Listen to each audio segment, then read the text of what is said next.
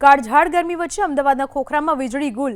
સવારે 9:30 વાગ્યાથી વીજળી ગુલ થતા રહીશો ત્રાહિમામ। હાટકેશ્વર સર્કલ ઉપર કેબલમાં ફોલ્ટ થતા વીજળી ગુલ થઈ ગઈ। શેઠની ચાલીથી ખોખરા રૂક્ષ્મણી હોસ્પિટલ સુધીની સોસાયટીમાં લાઇટ ગુલ। ગુજરાત હાઉસિંગ બોર્ડના તમામ બ્લોકમાં વીજળી ગુલ થઈ ગઈ।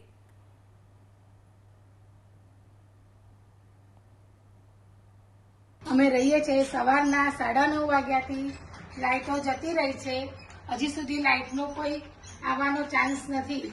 તો અમારે વૃદ્ધો બાળકોએ સનાસેટની ચાલીથી આખા વિસ્તારમાં લાઇટો નથી। તો અમારા વૃદ્ધો બાળકો આટલી 45 ડિગ્રીમાં કેવી રીતે રહે, માટે તમે લાઇટ માટે યોગ્ય પગલાં લેશો। જો લાઇટ બિલ ભરવામાં અમારે થોડું મોડું થાય તો વીજ કનેક્શન કાપી નાખે છે અને 1000 રૂપિયાનો દંડ અમને આપે છે। તો આ માટે અમારે શું પગલાં લેવા તે અમને જણાવશો। 9:30 ની લાઇટ ગઈ છે અને અત્યારે મારે અંધારામાં લાઇટ વગર રોટલી કરવી પડે છે। બાળકોને ભૂખ્યા રખાય નહીં, તો લાઇટ ક્યારે આવશે એનું જલ્દીથી તમે સોલ્યુશન લાવો।